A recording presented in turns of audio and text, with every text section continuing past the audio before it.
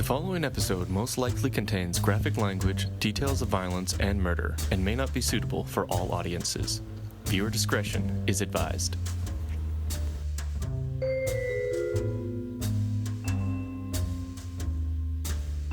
What is up, everybody? Welcome to episode 60 of Murder with My Mother, the true crime podcast where I talk murder with my mother. Woo! 60 Big episodes. 60, big number. Woo. Can't wrap my head around it. Me neither. Every episode.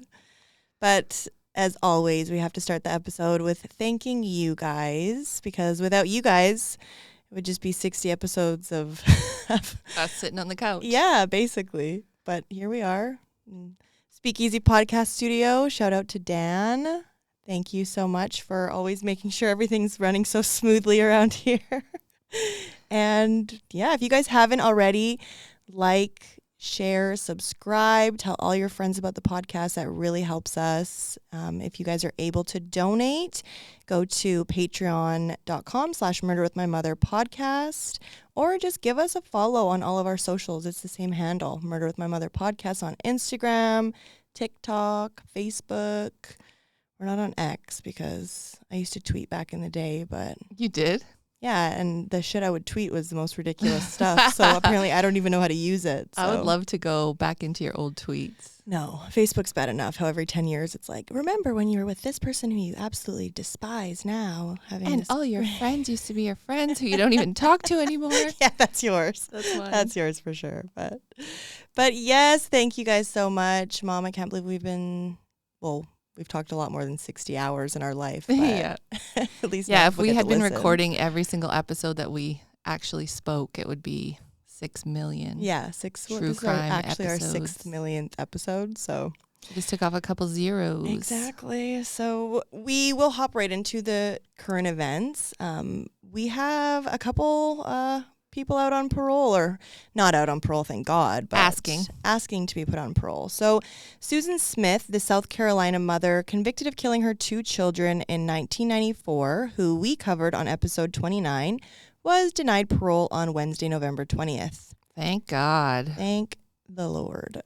So Smith, who is now 53, appeared before the parole board on November 20th saying, "I know what I did was horrible."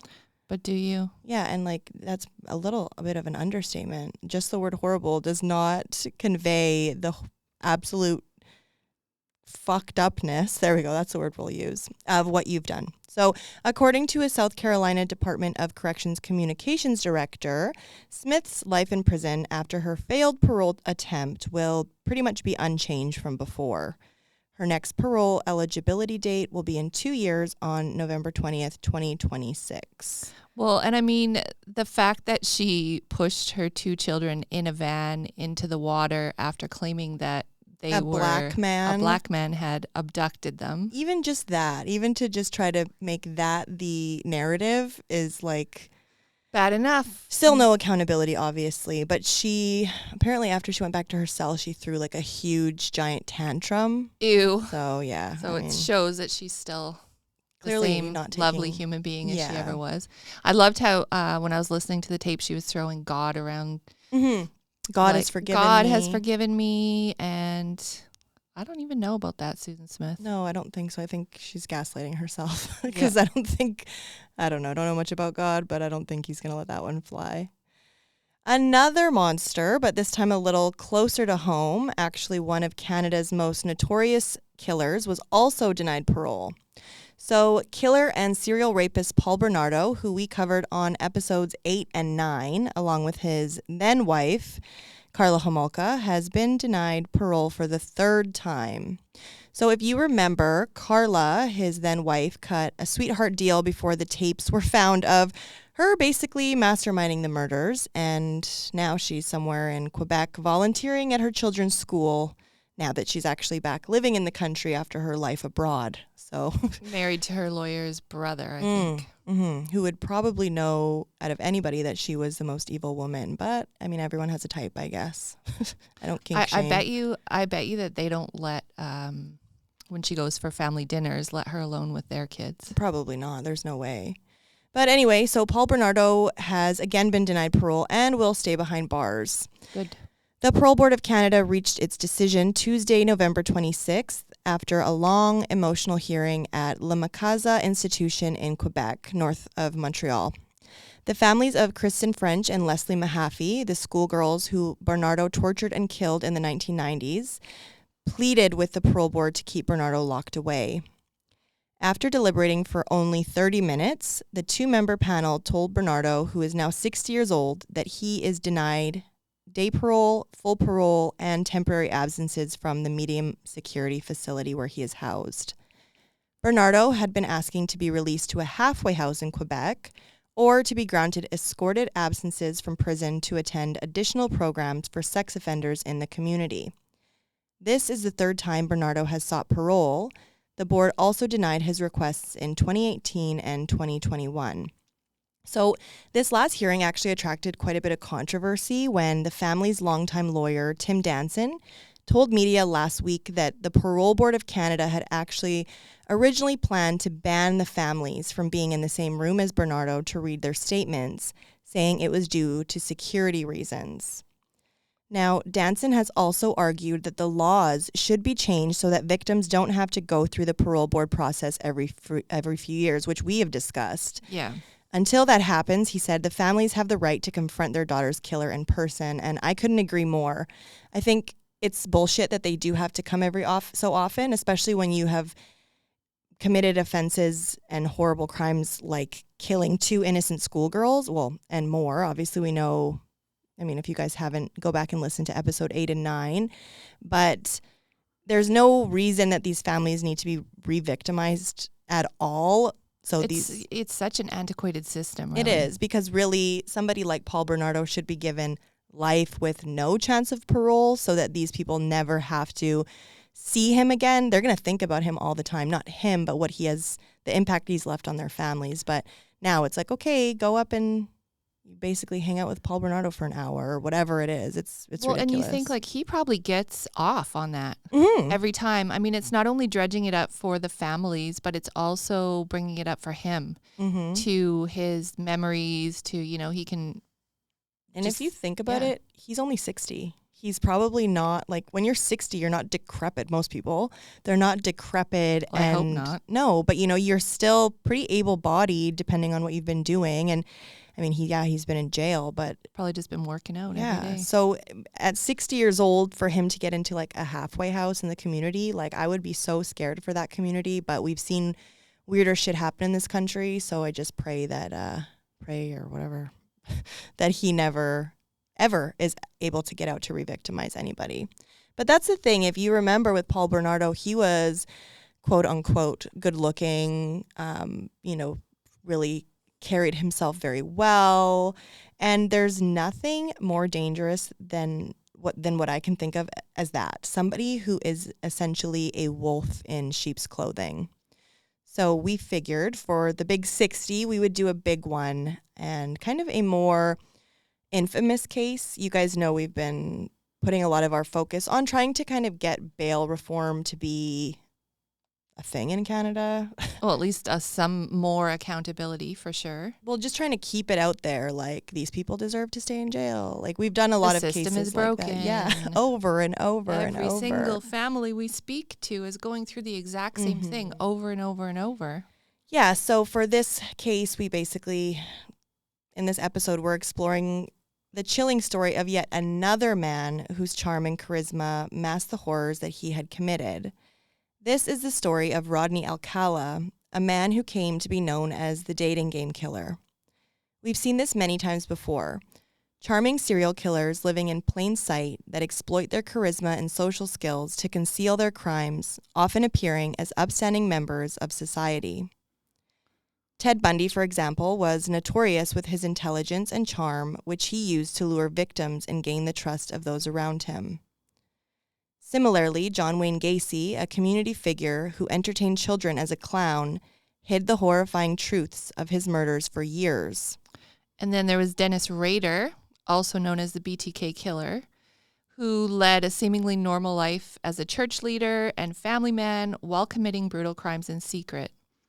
These killers demonstrate how outward appearances can mask the darkest of intentions, enabling them to evade suspicion and continue their reign of terror. And with that, we'll get into the episode. It was September 25th, 1968, in Los Angeles, California. The era of free love and flower power. But not everything was as idyllic as it seemed. A salesman named Donald Haynes had been driving around Hollywood all morning, and as sometimes happened in the days before GPS, he was looking for a place he could turn around. As he came down Wilshire Boulevard, he spotted a little girl crossing a crosswalk. Backpack in tow, it was obvious that she was heading to school. Donald also noticed a suspicious beige-colored car with no license plates following the little girl. He could see a man that seemed to be eerily fixated on the little girl. He saw that man pull up and start a conversation, and before he knew it, the little girl was getting into the back seat of the man's car. Can you imagine? You have a feeling and then you see it? No. This didn't sit right with Donald, so he decided to follow the car. Just a few blocks away, the car made a turn on to DeLongpre Street. It pulled up to the house, and Donald watched as the little girl followed the man inside. Worried about what he may have just witnessed, he went to find the nearest payphone and called the police. Can't even imagine that. No. No cell phones. Officer Chris Camacho was out doing his patrols. He had just started his shift that day. As he was driving down Sunset Boulevard, he had received a call about the suspected kidnapping by a man in a beige-colored car with no license plates, following this little girl and taking her into a home. Donald met the officer at the payphone, told him about what he saw, and took him along with two other officers to the house on DeLongpre Street. Officer Camacho knocked on the door. A man pulled the window covering to the side of the window. He was clearly naked and had an enraged, crazed look in his eyes. He told the officer that he was just getting out of the shower and he needed to get dressed. The officer said, "Open this door, I want to talk to you," and the man replied, "Just give me a moment." Officer Camacho put his ear to the door and could hear what sounded like pained moaning. And within seconds, the officer became panicked by what might be going on inside and kicked the door in. As soon as he entered, in the kitchen, the officer spotted the little girl laying bloodied and beaten on the floor, surrounded by her clothes. She had clearly been raped and had a heavy bar on her neck. The officer grabbed a towel and moved the bar off of her neck. He assumed she was dead and left her side to check the home for her attacker. The man was nowhere inside the home. When Officer Camacho returned, he heard the little girl struggling to breathe. They couldn't believe it. The ambulance arrived and they rushed her to the hospital. She was identified as 8-year-old Tally Shapiro. Tally was a vibrant and spirited 8-year-old girl living in West Hollywood, California. She came from a close-knit Jewish family who had immigrated to the United States from Mexico. Known for her bubbly personality, Tally was a happy and entrusting child, a characteristic that tragically made her vulnerable to manipulation. I actually also, on one of the documentaries we were watching, doing the research for this, her dad was like a big music exec. So she said Jim Morrison was always at her house. She's like, there were so many different characters at my house all the time, in and out. I was always talking to people. So she was very bubbly for an 8-year-old little girl. So she was constantly being talked to by adults. And so what this man had actually said to her was that, hey, I know your parents. So that's how he got her in the car. Well, and they were staying at the Chateau Marmont, like a famous hotel in Beverly Hills. And that was because they had a fire at their home. So she had to take the public bus to school, and she didn't like to take the bus. So she said, I would rather just walk. As they searched the house, along with a lot of photography gear, they found a wallet with a UCLA student ID card. The wallet seemingly belonged to a 25-year-old Rodney James Alcala. The photo on the ID card was the same man that Officer Camacho had seen at the window. Now they knew his name was Rodney Alcala, but they also realized that Rodney Alcala was gone. So this guy was fucking quick. Like, he answered the door. He was naked, obviously up to no good.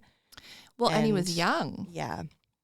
And by all accounts, for those times, well, he looked old, but he looked old, but everyone looked old back then. Yeah. But I swear you've aged backwards since the 90s. Well, that's good to hear. Yeah, and all the smoking and the hairspray. It was hairspray was the fountain of youth.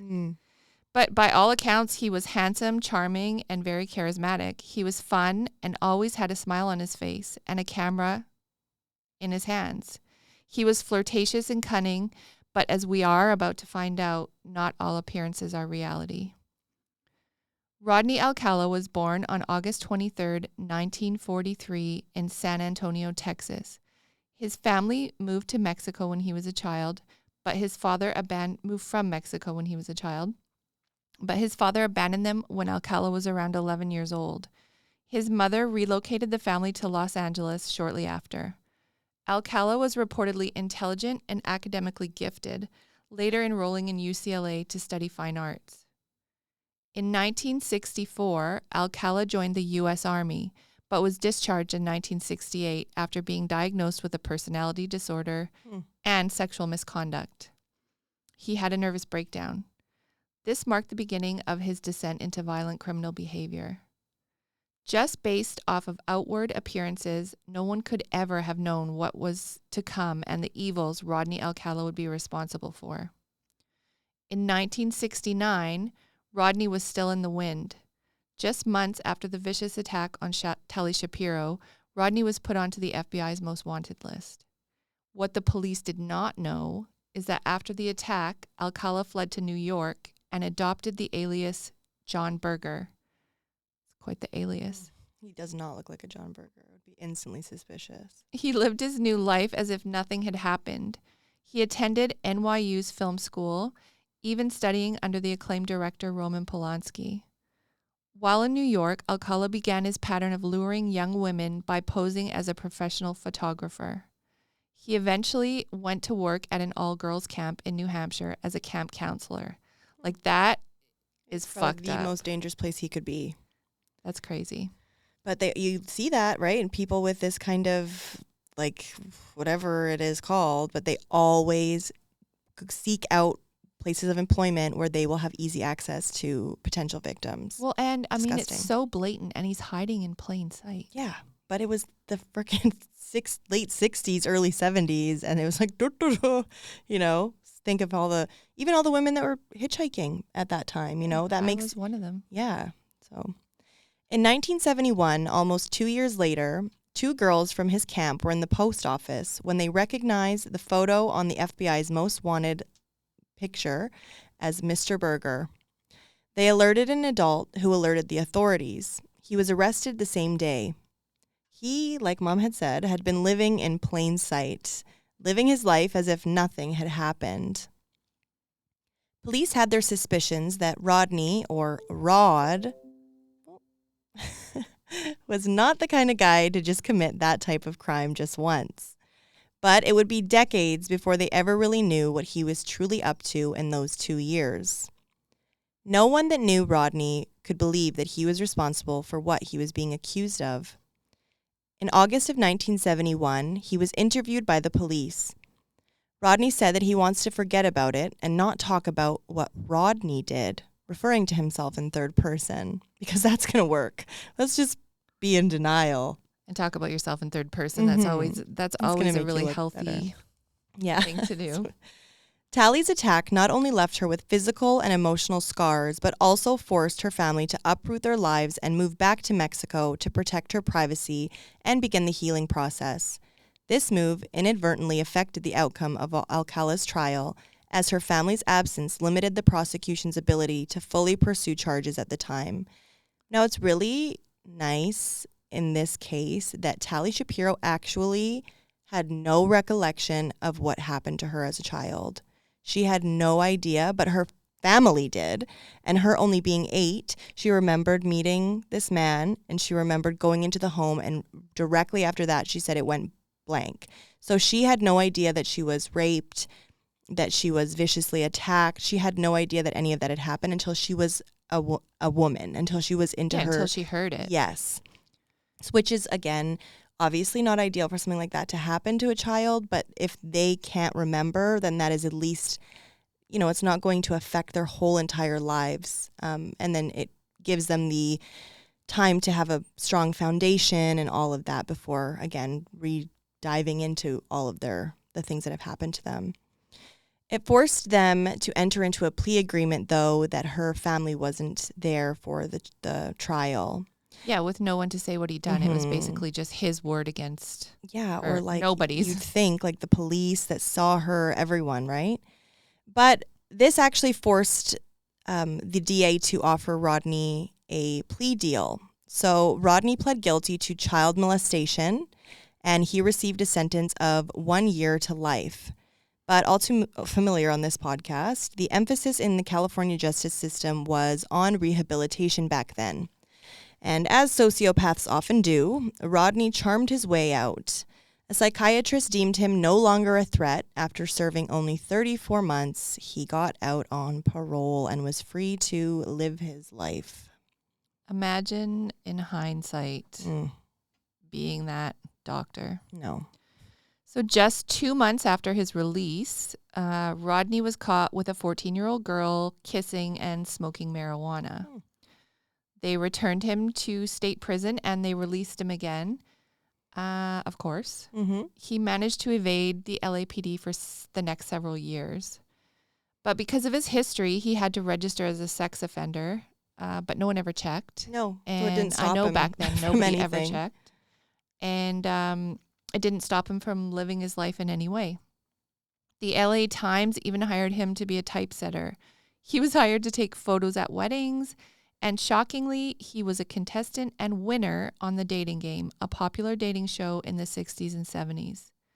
The Bachelorette later chose not to go on a date with him because she found him to be, quote unquote, creepy. Thank God. Saved her life. But, shouldn't they have vetted him before they put him on a dating show? It's super freaky. You're going on a dating show. I know the times have changed, but there should have been really more of an awareness on safety and making sure that the contestants were safe. Yeah, but a lot of things in the 70s, 60s, 70s, 80s, 90s, they were not safe. Even now, you see, I like to watch my guilty pleasures like Love is Blind or something like that. And things come out about people later. Oh, yeah. And it's just so fucked up that it's not more of a... Well, you'd think you'd have to jump through more hoops. You're going to be with people who are looking for you to be their partner, their life partner. And if you just got out of jail or again, we know people can change, and sometimes, people do commit offenses when they're young. But there's a difference in committing, you did some shoplifting or you molested a small child and left them for dead. You picked up a 6-year-old in your car. Yeah. This is why he was eventually called the Dating Game Killer, because of this one. Because not only was episode, he on the show, he won the show. Yeah. And if you guys YouTube the Dating Game Killer Rodney Alcala and look at the episode, it's creepy. He's pretending to be, I'm a banana, I like to be peeled. Oh yeah, no, he's super weird. I would not have chosen him. Listening your to partner's selection back in the day. I would have actually. But listening to her gut may have saved her life, because although it was not known what Rodney, the fact that it wasn't known, and what they knew later was that almost killing Telly Shapiro is that victims are better when they don't survive. That's what he learned just by having that one victim that survived, and he got in trouble for it. He learned later that it was better if his victims do not survive. It was the summer of 1979, and the disco era was in full swing. And Robin Samso was a 12-year-old girl from Huntington Beach, California, who was vibrant, energetic, and full of life. She loved dancing and had dreams of becoming a professional ballerina. On June 20th, 1979, Robin was on her way to her first day of work at the ballet studio where she took classes. She was actually going to work the front desk and trade lessons for her help there at the studio. Before heading there, she spent time with her best friend Bridget at the beach. While the two girls were doing cartwheels on the sand, a man approached them with a camera and asked to take their photos. The interaction made them uncomfortable, and a concerned neighbor intervened, prompting the man to leave abruptly. Shortly after, Robin borrowed Bridget's bike to head to the studio, but she never arrived. 12 days later, Robin's remains were found 40 miles away in a remote area near the Los Angeles National Forest. Her body had been reduced to bones due to scavengers, making it difficult to determine the exact cause of death. After speaking with Bridget, police got a statement about their encounter with the man that had the camera. Bridget sat with a sketch artist, and a sketch was released to the public all over Southern California. After seeing the sketch, a local parole officer called in a tip telling the detectives that they should check out a guy he used to have on his caseload. And surprise, surprise, this man's name was Rodney Alcala. So this now was 11 years after the brutal attack on Tali Shapiro. And what a good job Bridget did with the sketch artist. It looked exactly like him. It did look exactly like him. This time, Rodney was easy to find. He was living in Monterey Park with his parents. The area that he lived was suspiciously very close to where Robin's remains were located. People who knew him described him as intelligent, once again, well-mannered, pleasant, fun, and basically an outgoing, great individual. But just a few months before Robin's murder, Rodney was on bail for kidnapping, rape in Riverside, proving that he really did lead a double life. Unbeknownst to those that thought they knew him. When police questioned him, Alcala had no alibi. He couldn't even tell detectives where he was, and given his history, he was the number one suspect on their list. The more they learned, the more they knew they had their guy. On July 24th, 1979, he was arrested and charged with the murder of Robin Samso. As he was interviewed and once in custody, he denied being in Huntington Beach that day. Shortly after the interrogation, his sister called the jail and their conversation was recorded, like it always is. I want to say that. I mean, honestly, I hope people keep doing this because you get the juiciest stuff from these phone calls that people do not realize that they're being taped, but keep going. He indicated on that phone call that he had a storage locker in Seattle, Washington, and that she was to, quote, get it cleared out. That's not suspicious. If somebody heard that. But little did Rodney know, police had actually already found the receipt for the rental unit when they had searched his house after his arrest. They were one step ahead of him for the first time. When they went to the storage locker in Seattle, they searched for more answers and evidence that could strengthen their overly circumstantial case against the sadistic offender. What they found left them with more questions than answers and made every detective on the case feel uneasy, to say the least. There were hundreds, if not thousands, of photos of women, young children, including boys and girls. Knowing the evil this man was known to display, these women and children were clearly in vulnerable situations just by being alone with him. Some of them were disrobed, some of them were robed. They had all been alone with Rodney, but did they live to tell anyone about it? They found out that the storage locker was rented just 9 days after Robin's remains were discovered. Although there were photos of many other women, they found no photos of Robin or Bridget from the day that Robin went missing. But as they continued looking through the photos, they stumbled upon some pictures of girls roller skating, and the timestamp on the photos was June 20th, the day that Robin was taken. Remember that on the side of the picture? It was like in like bright orange or sometimes like green. Like I remember. 99. And you had to take them and get them developed. Oh, God. Remember when I worked at a photo developing place? I mean, I didn't see any pictures that I want to talk about, but a lot of them were weird. So police made a public plea for these women to come forward if they recognized themselves in the photos. Lori Wirtz, who was the girl in the photo, came forward. She told police that her and some of her friends were on Sunset Beach on the same day when a guy with a camera came up to them and asked to take pictures. She said that he indicated he worked for a magazine, but the girls got weird vibes after he started taking their photos. 2 other 16-year-old girls said the same thing, that he had approached them that same day using the same ruse, but then tried to get them into his car. After they didn't go for it, he took off in his car and headed to another beach. Sadly, we have to assume that that beach was Huntington Beach, where he would meet Robin. And given the time, DNA was limited, as what it could be used to tie someone to. But I think like a lot of different crimes, they saved it. Like it's almost like they knew what was coming. Yeah. But it's weird too, because at this same time, the Hillside Stranglers were also active. So there was multiple serial killers in and around Los Angeles. That's just the two people working that we know, but there's more at that time. So Kenneth Bianchi and Angelo Bono were active between October 1977 and February 1978.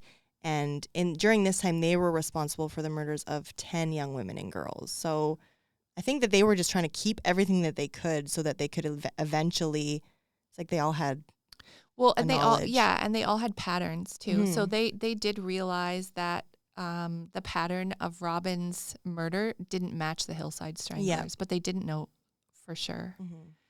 And because at this time there was no forensic proof tying Alcala to Robin's murder, they, on a last-ditch effort, returned to the Seattle storage unit. And when they searched, they found a silk bag that contained over 20 pairs of earrings. Oh, so creepy. We all had one of those little silk bags back in the day. Oh. Yeah, it was like a thing. Well, and we know, obviously, when you keep things from victims that you've murdered, that those are trophies. Yes. So he's keeping those, but it's to bite him in the ass. It's always. When they showed these earrings, like all of the earrings to Robin's mother, she recognized a pair of her own earrings that she had let Robin borrow. They were little gold balls. The authorities learned that Rodney had done things like cut his hair to change his appearance once the sketch was released. He even tried to change the carpeting in his car. Because it literally looked exactly like him. Yeah, exactly. His trial for the murder of Robin started in February of 1980. There were 50 witnesses, and it lasted for 2.5 months. So that's a long trial. The jury came back with a guilty charge on capital murder, and Rodney Alcala was sentenced to death. But shockingly, in 1984, the California Supreme Court overturned Rodney's sentence, stating that he had not been given a fair trial the first time. He was granted a second trial where he was found guilty a second time and sentenced to death. A second time, obviously the evidence was very, very strong. And then in 2001, again, it was overturned. That's horrible. 2 trials, 2 convictions, twice overturned. Like, how could that even be? In 2003, Matt Murphy took over as the district attorney, and it would be up to him to keep Rodney Alcala on death row. But when they overturn cases, they remove a substantial amount of the evidence. So it's basically like starting from square one all over again. But this time, they did have the upper hand. As we know, the advancements in DNA technology between the years of 1979 and 2003 were groundbreaking. We know this has helped to solve many cases, and this was no different. When they send Rodney's DNA in for comparison against DNA found on Robin Samso, not only did the DNA link Rodney to Robin's murder, it also hit on 3 unsolved cold cases from around the same area. Rodney was charged with the murders of 18-year-old Jill Barkham, 27-year-old Georgia Wickstead, and 32-year-old Charlotte Lamb. They were all killed between November 1977 and June 1978, which is exactly the same time he was on the dating game and won. So not only is Rodney Alcala a vicious murderer, but now their worst fears were confirmed. He was also a serial killer. Evidence also linked him to the murder of Jill Parento, who was killed just 6 days before Robin. All of his victims were left naked and posed. They had all been strangled, and all had the items used still left tied around their necks. The district attorney decided to try him for all 5 murders. So you never see that. Never. But this is how strong they knew. And they literally have already had 2 trials come out with the verdict of death. So now that they have these other 4 women that he's murdered and he's now unequivocally being tied to with DNA evidence, they're like, let's go for it. So in 2010, Rodney went on trial for the murders of Robin Samso, Georgia Wickstead, Charlotte Lamb, Jill Parento, and Jill Barkham. And as we see a lot of sociopaths choose to do, I don't know if this is just like one last hurrah for him, because now he's like, okay. Oh, totally. Rodney chose to represent himself. So I don't know, is that a power move? Is it one last act of control? I think it's a little bit of both. Well, and as we see, serial killers often think that they're the smartest people on the planet. 100%. I mean, that is something that we're seeing. They always at least think they're smarter than everyone around them. So in this case, it is everybody. Yeah. He had actually even published a book in 1984 explaining how he was innocent. He wrote things discrediting the earrings that they thought were trophies by insisting they were gifts from his sister. Like, his sister just randomly gave him a friggin' bag of... And I'm sorry, but if Alex was like, yeah, my sister gave me all these earrings, I would be like, you're a fucking liar, and you don't even have your ears pierced. Yeah, that's it's ridiculous. Yeah. But that was before DNA officially linked him to the cases, so he didn't have much ground to stand on by this point. In testing those earrings, they now also had the DNA of Charlotte Lamb linked to another pair of earrings. And as if Alcala hadn't tortured her enough, he called up Robin's mother to take the stand. Imagine. Wow. I can't imagine, because they always do shit like that. Well, and seemingly he was trying to discredit her character. He brought up her actions from the first trial. He asked her, did you have a gun? Did you bring a gun to court? He asked her if she was planning to kill him. And she, I mean, if you see the interviews with her, she's got a lot of moxie. She's a funny lady. She answered, yes, I wanted to shoot you right between the eyes. It's funny because he was trying to ask her that to, like, you know, really show everybody that she's like this. But I think everyone would probably feel the same. Yeah. Like, look what you did to her little girl, right? But she told a really beautiful story. Well, she had her hand in her purse with a gun, about ready to shoot him, and she said she smelt Robin's shampoo, and she just felt like a warmth in her hand, like, and a calmness. Yeah, so that's really sad. So during the trial, Rodney never acknowledged the 4 other Los Angeles cases, just Robin's. Like was that a tactic or denial? After 1 day of deliberation, the jury found him guilty of murdering all 5 women. At his sentencing, a ghost from his past came back. Tally Shapiro came and spoke at his sentencing hearing. Well, I bet he did not expect to see her. And now she's a 50-year-old woman. Tally recalled how she did not remember the attack. Her family had moved her away to protect her from what happened. As she got older, she learned what had happened, and she said it should have stopped with her, and she couldn't believe that he would be let out to continue hurting women and girls. It's true, because yes, even though she wasn't there to say this is what he did to me, the police were there. Those police saw it. Yeah, the police were there. And then he ran away for 2 years. You'd think he obviously is indicating some sort of guilt by fleeing. And he found her in his home with all of his belongings, but he's nowhere to be found. And he answered the door naked. Yeah. And like, aren't the police enough to just corroborate that and say, yeah, this is it? You would think. But again, loopholes, right? That's who keep the criminals criminalizing. In his closing arguments, Rodney Alcala played the weirdest fucking song. It's called Alice's Restaurant. Sorry if you like Alice's Restaurant, but I just don't think that this is a place to play it. So this is a song by Arlo Guthrie. Guthrie. I don't know. You're too young to know. Yeah, I have no idea. For the jury, for his closing statement, and it didn't do him any favors. It's literally like, kill. Like it's a song about like having urges to kill people. Yes. So the jury voted for the 3rd time and decided to sentence Rodney Alcala to death. And I think that just like put like a nice stamp right on it for them. I don't know what he was trying to get at with that. Again, I think he's just trying to get a reaction from people. Yeah, he's reliving it. He's been in jail at this point. So for a long time. Yeah. So he's just like that. Yeah. I mean, that's the only way. It's just like we were saying with Paul Bernardo. It's the only way to get your fucking rocks off now. Exactly. So after he was sentenced in March of 2010, the Huntington Beach and New York City police departments released 120 of Alcala's photographs from the storage and sought the public's help in identifying them. So in hope of determining if any of the women and children he photographed were additional victims, approximately 900 additional photos could not be made public, police said, because they were too sexually explicit. These photos were of women, girls, and young boys. In the first few weeks, police reported that approximately 21 women had come forward to identify themselves, and at least 6 families said that they believed they recognized loved ones who disappeared years ago and were never found.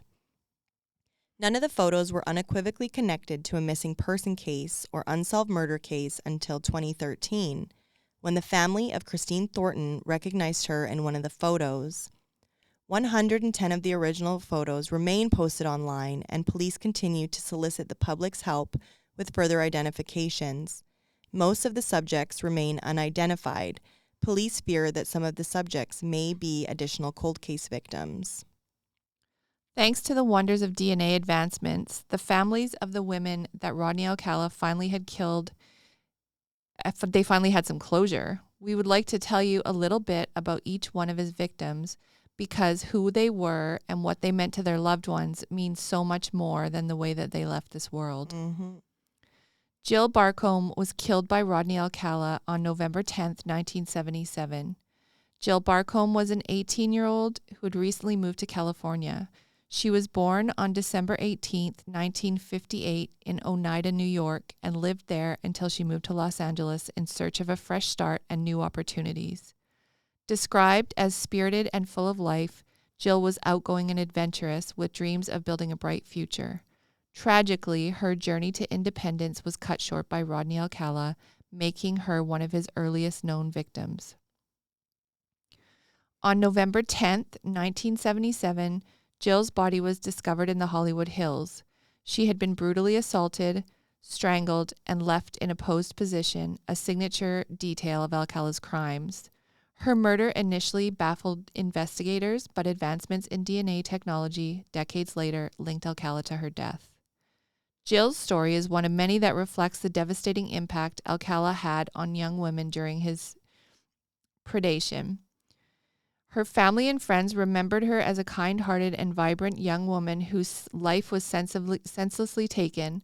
Her case remained unsolved for years, but justice eventually caught up with her killer when his DNA was matched to the crime scene in 2003, leading to his conviction for her murder. Georgia Wickstead was killed by Rodney Alcala in December of 1977. Georgia Wickstead was a 27-year-old cardiac care nurse living in Malibu at the time of her tragic death. She was born on December 22, 1949. She was described as a dedicated healthcare professional committed to her work in nursing. Jill Parento was killed by Rodney Alcala on June 14, 1979. Now, pay attention to the dates, because if you see that he's murdering this many women this close together, imagine what else he was doing. Yeah, that hasn't been found out. She was born on October 17, 1957 in Glendale, California. The 21-year-old computer key punch operator left work early to go to a baseball game.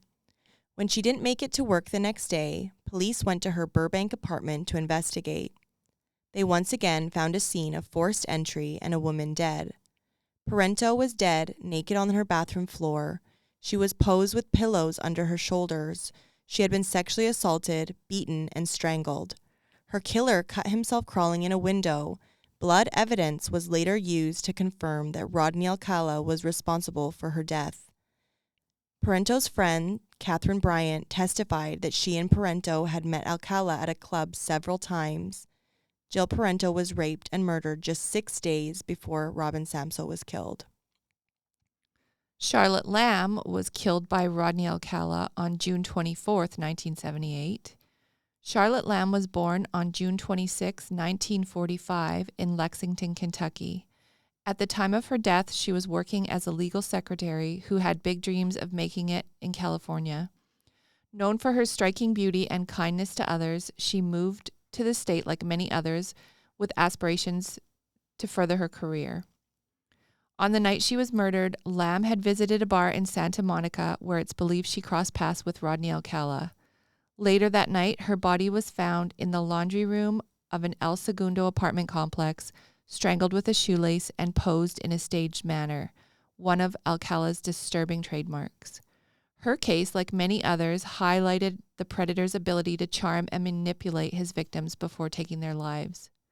And that's the thing, I think the one thing that comes through with this is he seemed like such a fun, free person, and he really did have the ability to hone in on people who were looking for just that. Like they were just coming to like a freedom part of their lives. Yeah. And then he just like I could honestly say, I mean, that's been my MO for my whole life is just like, woo, fun. And like, let's do this free thing. And like you meet people and take them for face value. And he was so good. I am still doing it. Just kidding. But he was so good at it, you know, like I could say that I probably would have gone with him.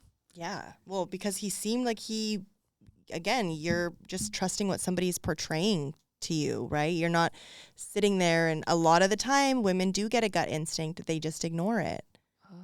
In 2011, DNA linked Alcala to the unsolved murder of 23-year-old Cornelia Crilly. Cornelia was a flight attendant for Trans World Airlines, TWA, and as a resident of New York City, she lived in a Manhattan apartment on the Upper East Side. She had been described as outgoing, intelligent, and well-liked. She was living with her boyfriend at one point, and she had just gotten her new apartment. And she was she was in the shower when her moving company was coming, and they dropped all of her stuff off on the sidewalk. And it's believed that she saw him in the neighborhood, maybe recognized him, maybe didn't, but he was just so like normal. Well, and everyone hates moving. If someone's going to be like, hey, if someone's going to help you get move these boxes upstairs. Now I'd be like, fuck no, keep walking. Don't even look at me.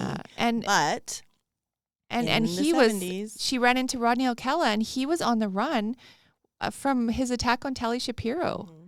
And she was brutally murdered in her apartment. She was found strangled with a nylon stocking, and her body bore evidence of a violent struggle.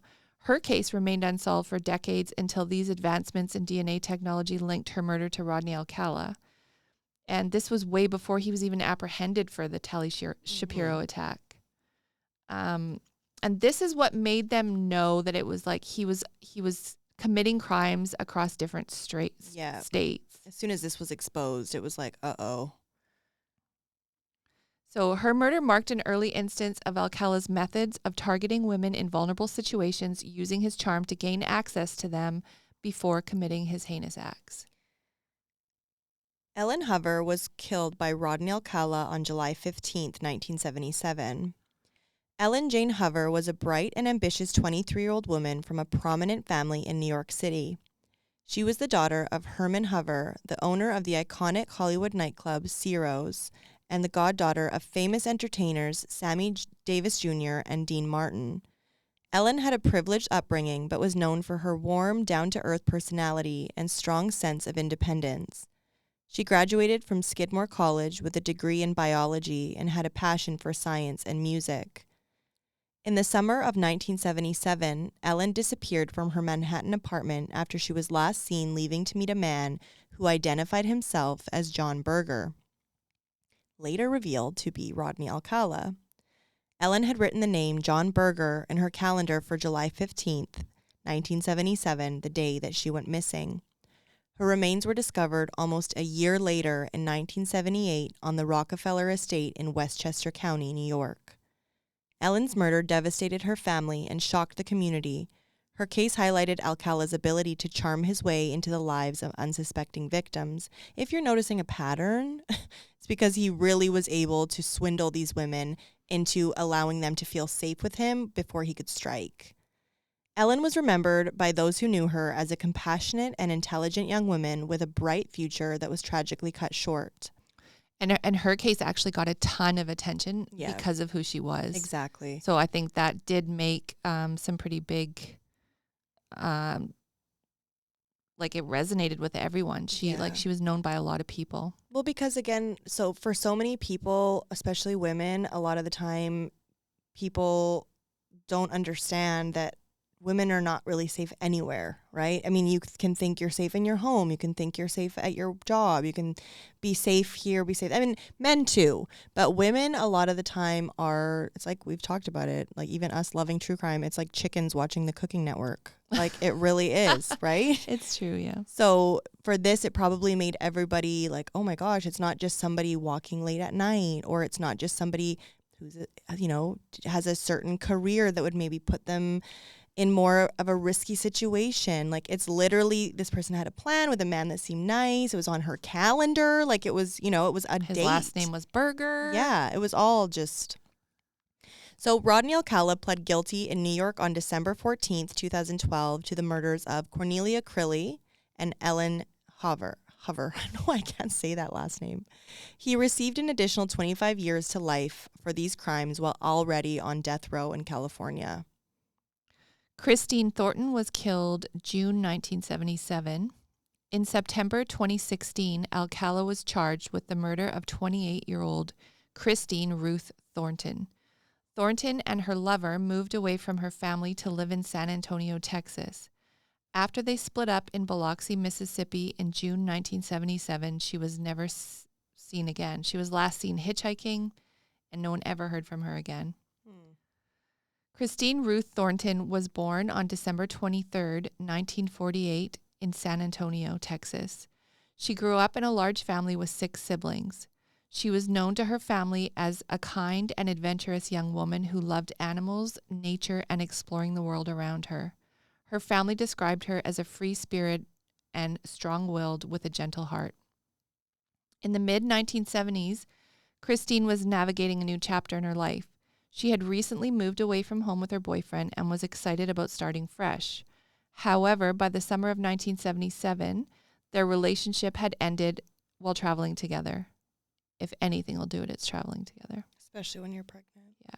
Alone and pregnant, Christine continued her journey across the country, relying on hitchhiking to get from place to place.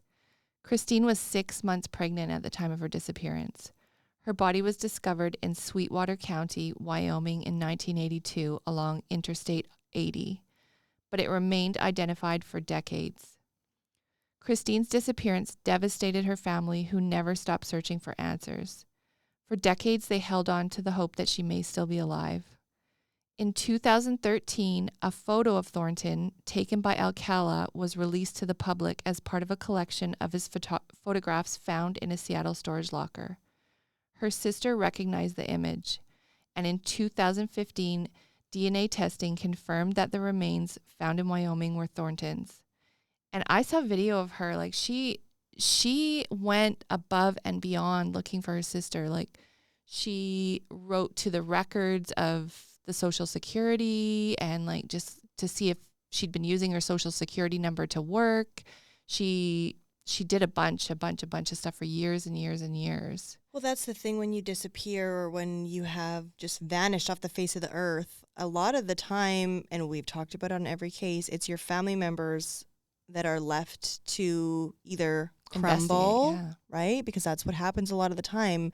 It's absolutely unbelievable to lose a loved one, especially to an unknown way or have no information. But then we see family members who really fight and advocate and really just dedicate their lives to finding answers for their loved one. Well, and so 1982 to 2013, like, that's a long time. And her sister was looking for her nonstop that whole time. Yeah. And when she saw the photo, she didn't even know for sure. Like, she thought it looked like her, but until she saw her baby toe, and her baby toe had a hook on it, is when she realized, like, she looked down at the baby toe and was like, that's her. While Alcala admitted to taking the photograph of Christine, he denied murdering her, of course. Due to his deteriorating health, Alcala was never extradited to Wyoming to face charges for her death. And I heard the police say, like, why give him another trip? He doesn't deserve it. Exactly. So when her remains were identified in 2015, it brought closure, but also deep sorrow to finally know the truth about what had happened to her. Christine's legacy endures in the memories her family cherishes and the ongoing efforts to bring awareness to her case and other victims like her. So we've talked about all of his confirmed victims, but again, with this kind of pattern and this, like, he's killing these women very close together. We know, because we have detailed so many other cases and criminals like this, that he probably did not only commit those kinds of murders. Those are just the ones that have been tied to him. Now, there's going to be things like environmental effects. Maybe these people were never even found, because Robin Samso was in for 12 days.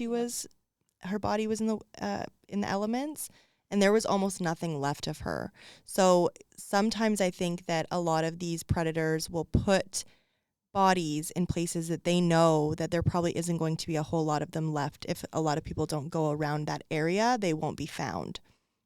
So he does have a lot of suspected crimes, and we are going to detail a couple of those. So in 2010, Seattle police named Alcala as a person of interest in several unsolved murders in Washington state, since he had rented a Seattle area storage locker in which investigators found all of his treasure trove of trophies.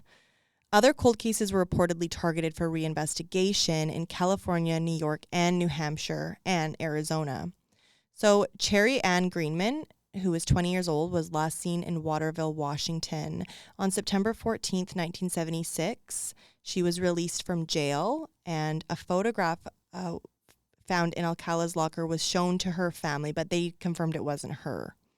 So another, Antoinette Jean Whitaker, who was 13 at the time she was murdered, was seen walking with an unidentified man, and a week after July 9th, 1977, her body was found. She was fully clothed and propped up on her hands and knees. So she would stab. So again, some of them are not going to be his exact MO, so they are not sure if it was, and there's no DNA that they can link to him, but they are assuming that because he was working, quote unquote, in that area at that time, that these could be his victims as well.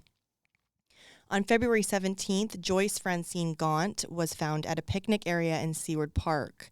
She was nude and lying on her face. Her skull had been crushed.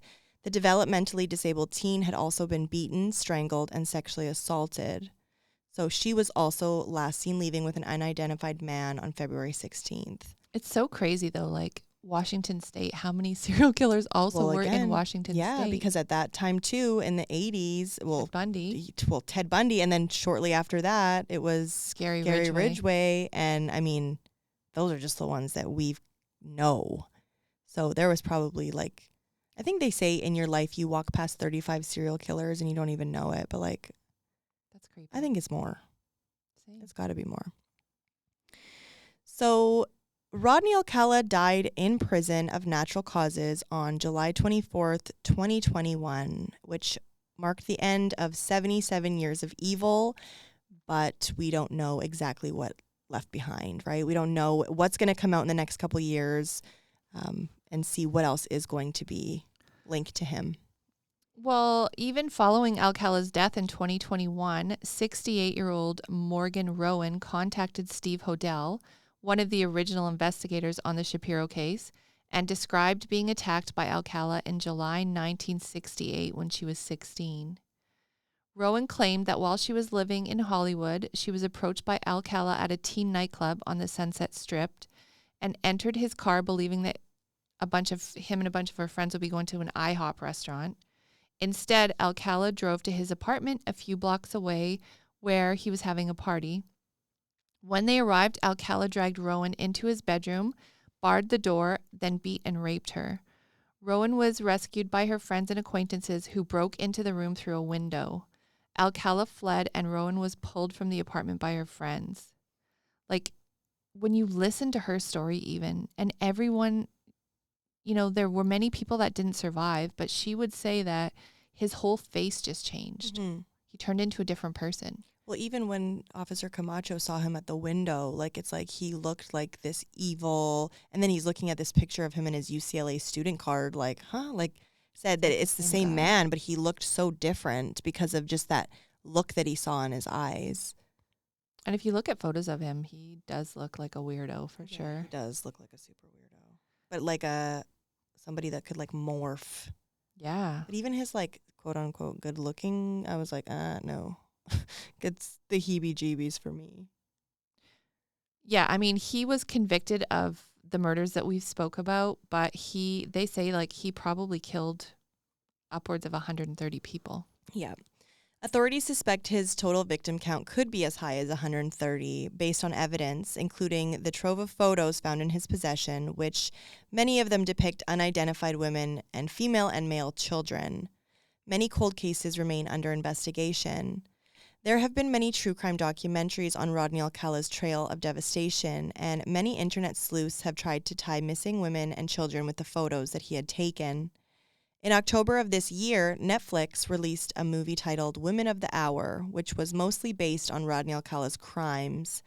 Anna Kendrick directed and starred in Women of the Hour, and that, unfortunately, is not available on Canadian Netflix. But I watched it last weekend. Yeah. So, but imagine the real girl on the game show. Once all of this came out, like, she was probably like, oh, my God, I'm so happy I didn't go on that date. In Woman of the Hour, and I don't know if it's what really happened, and I think it did say this at the end of the show, is that she was kind of struggling to make it in Hollywood in the first place. And then when that happened to her, because he was super, super creepy, they did end up going for a drink after. And then when when he was like fucking saying shit to her and like trying to follow her to her car, she ended up leaving LA and going back to her hometown. Like, never mind. Good, because that could have saved her life. Now that she was on his radar. Mm-hmm.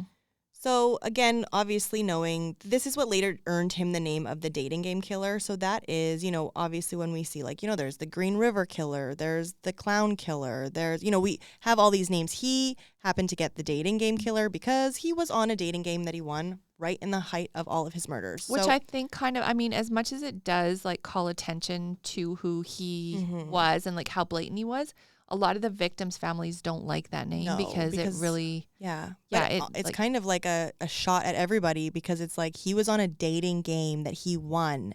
That's how charming and conniving and manipulative he could be. So it's worth a try. If you or anyone you know have a loved one that went missing in the mid-60s to late 70s, we highly recommend that you Google the photos that were found in his storage locker. And if you have any information about the identities of the people in the photographs, you can contact Sergeant Sam Shepard with the Huntington Beach Police Department at 714-536-5947.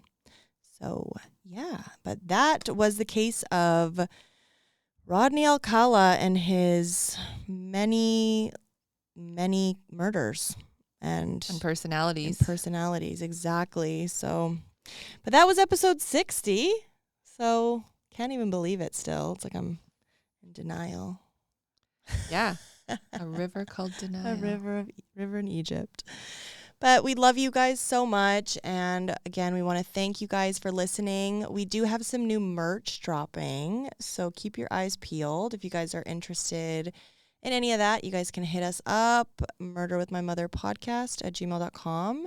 You guys can DM us on any of our platforms with case suggestions if you guys know what you want to hear. And we will be back with another episode on December 19th, right before the holidays. So that will be our kind of last episode of 2024 before we talk to you guys in 2025. So can't wait to see what next year is going to hold for us. Hey, Mom. Yep, you just never know. Never know. It's going into our 5th year, so. Crazy. But we love you guys, and keep on listening. Keep on telling your friends about us, and keep on liking and sharing. And, yeah, word of mouth is the best way to advertise. So with that, we love you guys. And this has been episode 60 of Murder with My Mother, the true crime podcast where I talk murder with my mother. Bye. Bye, guys.